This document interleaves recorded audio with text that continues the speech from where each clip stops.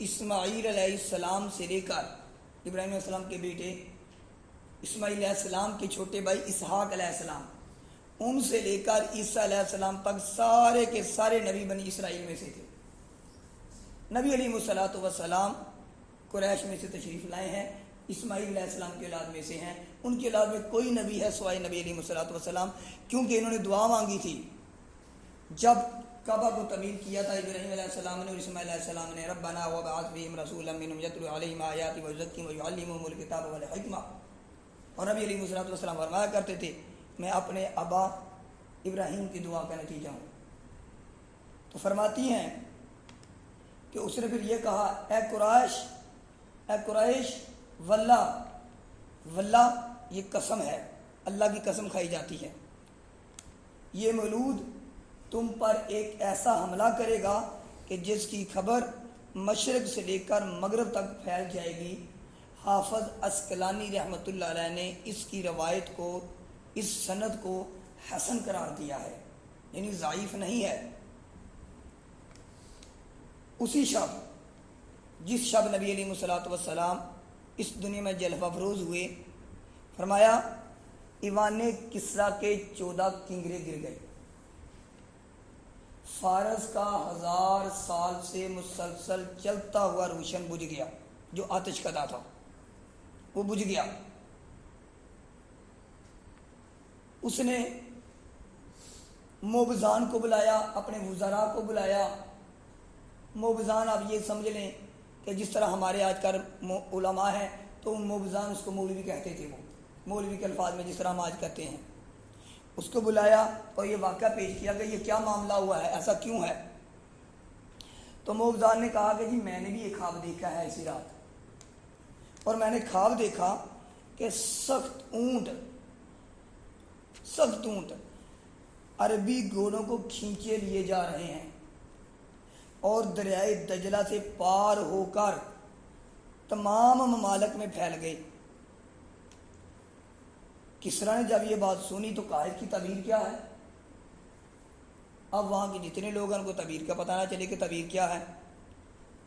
اس تعبیر کے لیے کسریٰ نے نعمان بن المنذر کے پاس یہ پیغام بھیجا کہ آپ کے پاس کوئی ایسا بندہ ہو جو اس کی تعبیر بتا سکے، اس کو میرے پاس بھیجا جائے۔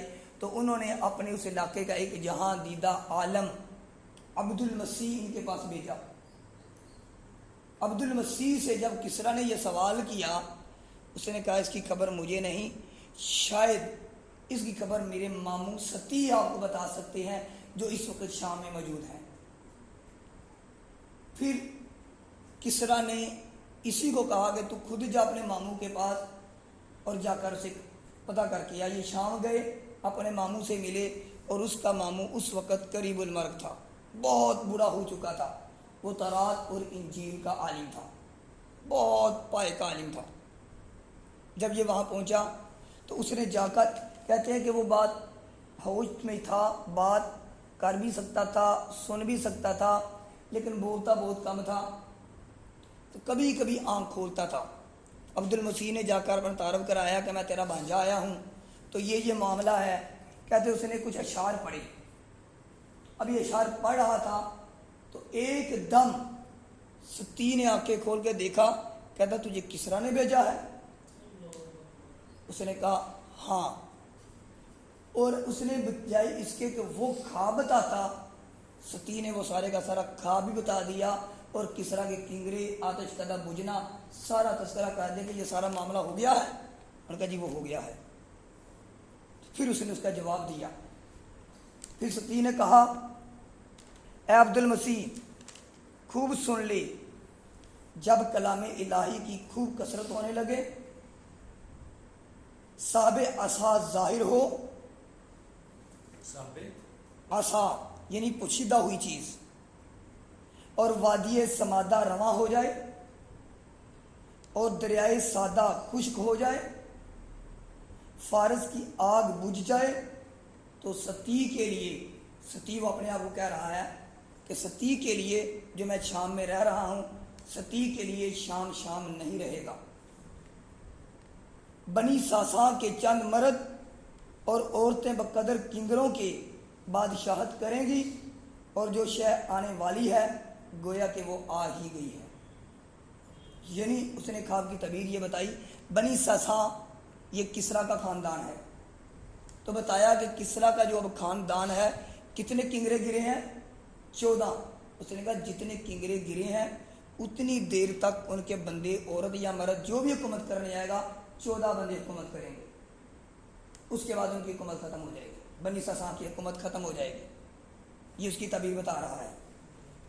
اور بتایا کہ جو شے آنے والی ہے گویا کہ وہ آ ہی گئی ہے، جیسے تو بتا رہا ہے کہ خواب میں ذکر کر دیا گیا کہ وہ شے نبی علیہ الصلوۃ والسلام کی ذات اقدس ہے، کہ وہ جنت دنیا میں جلوہ افروز ہو چکی ہیں، اور یہ کہتے ہی ستی مر گیا۔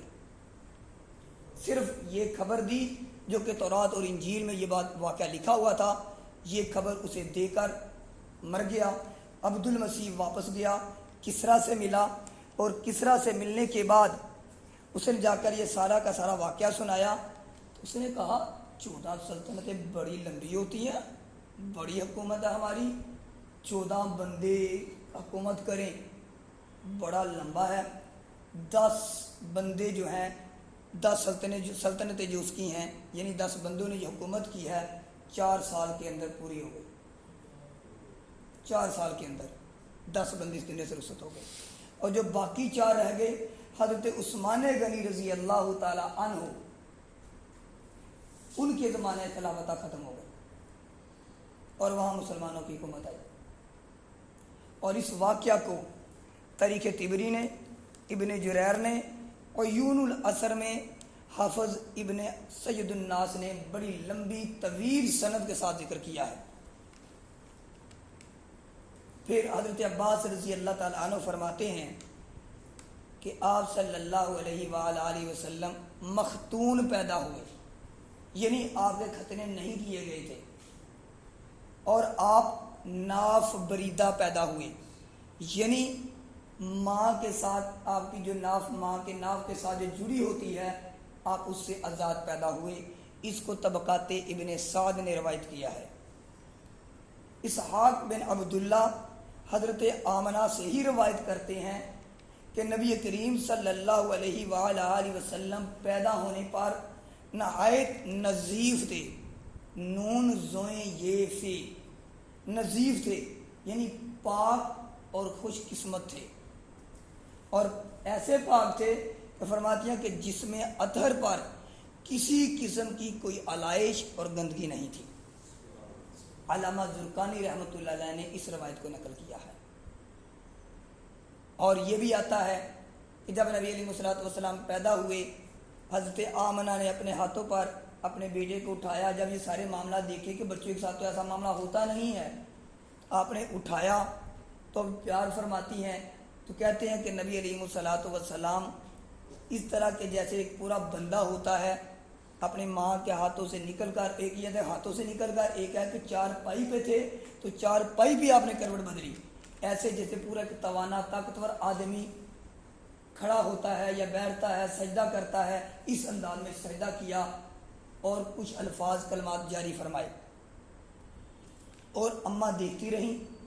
اس کے بعد دوبارہ سیدھے ہوئے، سیدھے ہونے کے بعد دوبارہ ایسے کہ جیسے بچے ہیں، کوئی ایسا معاملہ نہیں ہوا کہ بالکل بچے نے کوئی حرکت ہی نہیں کی۔ تو اماں محبت میں بچے کو اٹھا کر اپنے ہاتھوں میں لیتی ہیں، پیار کرتی ہیں، تو اماں فرماتی ہیں کہ جب میں نے اپنے ہاتھوں میں لیا، ایک دم میرے گھر کا چھت پھٹا، اس کے اندر سے بادل آئے، اور اتنے تیز بادل آئے کہ اندھیرا چھا گیا، اور میرے ہاتھوں سے ایسے محسوس ہوا کہ جیسے میرے ہاتھوں سے میرا بیٹا چلا گیا، اور غائب سے آواز آئی جس کا لب لباب یہ ہے کہ اس کو مشرق اور مغرب کے حوالے سے اس کی ہم نے نبوت کو 4 چاند لگانے ہیں۔ پھر ایک یہ بھی روایت آتی ہے کہ مختلف انبیاء کرام علیہ الصلوۃ والسلام کے نام پکارے گئے کہ اس کو آدم علیہ السلام کا یہ دے دو، نوح علیہ السلام کا یہ دے دو، شیس علیہ السلام کا یہ دے دو، ابراہیم علیہ السلام کا یہ دے دو، یوسف علیہ السلام کا یہ دے دو۔ اس حوالے سے آواز آئی کہ جو کہ غائبانہ طور پر آواز تھی، یہ کرنے کے بعد وہ آواز ختم ہو گئی۔ تو اماں کہتے ہیں جب وہ بادل چھٹے تو میرا بیٹا میرے ہاتھوں میں تھا۔ اب اماں نے یہ سارے مناظر دیکھے تو وہ سمجھ گئیں کہ یہ بچہ عام بچہ نہیں ہے۔ اس طرح بہت سارے اور واقعات مطلب کہ ہم علماء سے سنتے رہتے ہیں، پڑھتے بھی ہیں، واقعات ہیں۔ یہ کچھ واقعات انہی واقعات میں سے کچھ مختلف انداز کے تھے جو کہ مختلف روایات میں سے تھے، وہ میں نے آپ کے سامنے ذکر کی۔ اور ان میں عقیقہ اور تسمیہ کہ نبی علیہ الصلوۃ والسلام کے 7ویں دن آپ کے دادا عبد المطلب نے آپ کا عقیقہ کیا، پورے قریش کو دعوت دی، اور آپ علیہ الصلوۃ والسلام کا اسم گرامی محمد صلی اللہ علیہ وآلہ آلہ وسلم رکھا۔ قریش نے پوچھا کہ اس سے پہلے کسی کا یہ نام نہیں، تو آپ نے یہ نام کیوں رکھ دیا؟ تو اس وقت آپ کے دادا عبد المطلب نے یہ جواب ارشاد فرمایا، میں نے یہ نام اس لیے رکھا ہے کہ اللہ آسمانوں میں اور اللہ کی مخلوق میں اس مولود کی حمد و ثنا کی جاتی رہے۔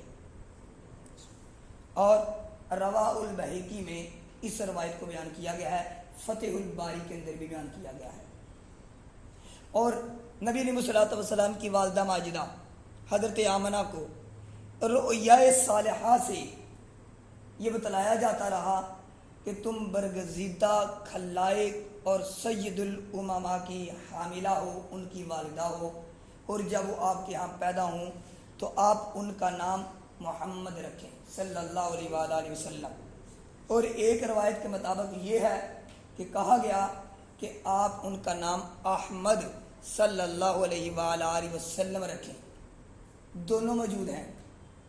تو یہ روایت خصائص کبریٰ کے اندر موجود ہے کہ دونوں روایات کے اندر یہ بات بیان کر دیا گیا۔ اور بخاری اور مسلم کے اندر نبی علیہ الصلوۃ والسلام نے اپنے نام مبارک کے حوالے سے بتایا کہ میرے 5 نام ہیں، محمد صلی اللہ علیہ وآلہ وسلم، احمد صلی اللہ علیہ وآلہ وسلم، حاشر صلی اللہ علیہ وآلہ وسلم، ماحی صلی اللہ علیہ وآلہ وسلم۔ ماحی ہا حلوے والی، ماحی ہا دوسری نہیں، اور عاقب صلی اللہ علیہ وآلہ وسلم کہ یہ میرے 5 نام ہیں۔ حاشر سے مراد حشر، فرمایا کہ حشر میرے قدموں سے ہوگا، اور فرمایا اس وقت میں سب کا امام اور پیشوا ہوں گا۔ ماحی، ماحی کا مطلب ہے کفر کو مٹانے والا، کہ میں کفر کو مٹاؤں گا۔ اور عاقب ختم الانبیاء، انبیاء کی جو ایک سلسلہ تھا اس کو ختم کرنے کے لیے آخر الانبیاء صلی اللہ علیہ وآلہ وسلم تشریف لائے۔ عاقب سے مراد یہ ہے آخر الانبیاء، انبیاء کے آخر۔ تو نبی علیہ الصلوۃ والسلام کی کنیت ابو القاسم اور ابو ابراہیم ہے۔ آپ کے 2 بیٹوں کی نسبت سے آپ کی کنیت ابو القاسم اور ابو ابراہیم ہے۔